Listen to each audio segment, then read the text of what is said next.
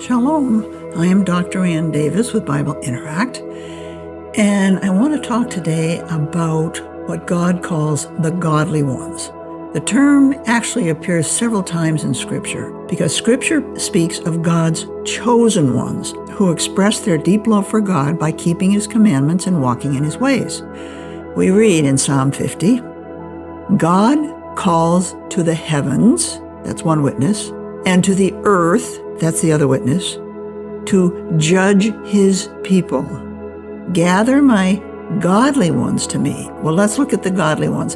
The godly ones come from the adjective chesed, which is usually translated loving kindness. If you turn it into people, they're the chasedim, and it's translated the godly ones. So gather my chasedim, my godly ones to me, those who have made a covenant with me. Now, the covenant is the relationship between two parties. So God makes the covenant, and we enter the covenant only when we walk in the ways of God so that we can come into His presence. If we don't, there's still a covenant there, but we're separated. So, gather my godly ones, my chasadim, to me, and those who have made a covenant with me. They're the ones who have come into my presence, into my covenant by their righteousness, by sacrifice, because they've given up all their worldly things. There are different kinds of sacrifices, and I've given you 4 here. We have a burnt offering, a sin offering, a guilt offering, and a peace offering.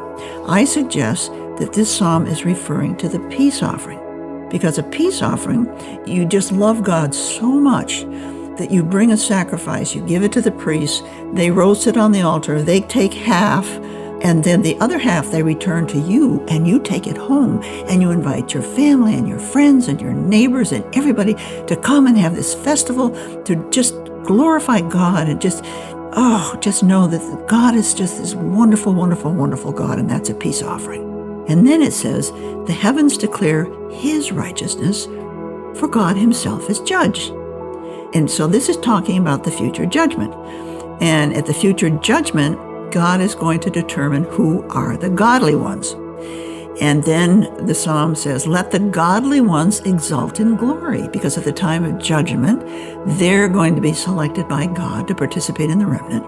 Let them sing for joy on their beds. Let the high praises for God be in their mouth and a 2-edged sword in their hand. Now, what's the 2-edged sword? They're going to be with Yeshua to fight against Satan and his minions, and they're going to defeat Satan.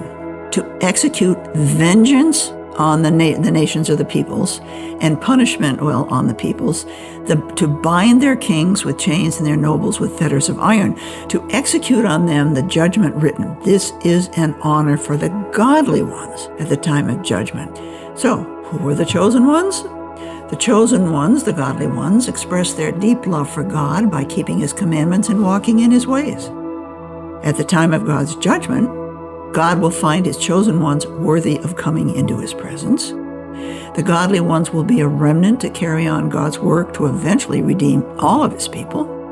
Under the leadership of the Messiah, they will defeat God's arch enemy and His army. They will enter the millennial kingdom with Yeshua as King and High Priest.